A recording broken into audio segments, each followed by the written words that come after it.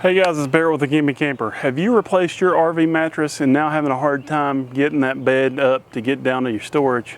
Well, if you're having a hard time getting it up, I got some solutions for you. There are some companies that specialize in replacing your shocks for this purpose, but you don't really have to have a specific company. I will add one down in the description because it does make it a little bit easier, I think.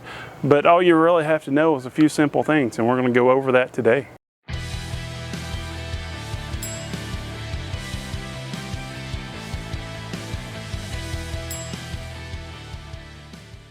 So we all know one of the worst things that sucks about new RVs is the mattress. They put the world's crappiest mattress in these things.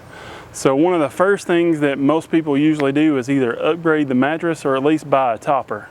I personally always recommend upgrading the mattress. We got a Dynasty mattress off of Amazon. It's been great. I've put the video up here.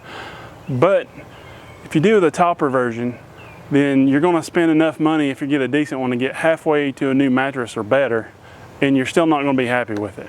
Ask me how I know. Now the problem with upgrading the mattress is that the new mattresses usually weigh more than the old mattress, which you do have to keep in mind for your overall weight in the camper, because I personally think a lot of these half-ton towable units, that once you change the mattress and you add some propane and just a couple of little tiny things in there, that's about all the cargo carrying capacity that they rate these things for. But more so with this, it's just about how much weight that the little air shocks in there have to hold up when they push the bed up.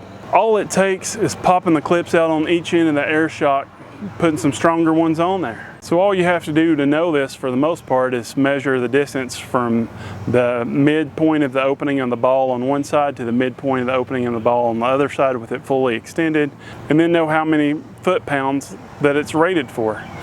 The ones that I have are rated for 60 pounds, the ones that came in the camper. And it'll tell you right on there, usually like 60 pounds. Ours said 60 pounds. The only other thing that you might need to know is the stroke length.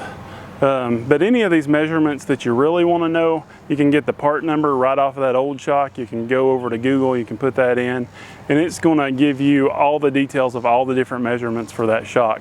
So especially if you're going to use the same manufacturer, you should be able to find one without any issues. I actually did this when my camper was in the parking lot over at Shelburne RV. I just walked through and I happened to see them hanging there, and I thought, you know, I probably need to do this. So I increased mine to 90 foot-pound shocks, and they've been doing great for me. They did have one that was kind of in the middle there, but I wanted to make sure that it was gonna open and stay open just fine. Cause I was like, go big or go home, baby. They have worked great. The bed stays up by itself just like it's supposed to.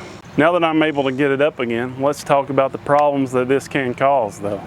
Sometimes those mounting points aren't really as strong as they need to be for those new shocks. I hadn't had any issues out of mine, but I have seen plenty of videos where people have to go in with like a 2x4, especially on the flap on top, the bottom part of the bed there where you mount that to. It can just kind of push those screws just out of the wood. And so a lot of people do have to go back and add some additional wood there for some support, just so that that doesn't happen. But I've had these in for about 6-8 months. I've not had any issues with them whatsoever. It's working great for me. And if you have a hard time getting it up, I've told you how to fix the problem. Can't blame me anymore. If this video is helpful, let me know down in the comments. If you've had this issue before, let me know in the comments. If you want about a different way of fixing it and you can like blow my mind, make it even easier, go ahead and do it. Do not forget to hit that subscribe button.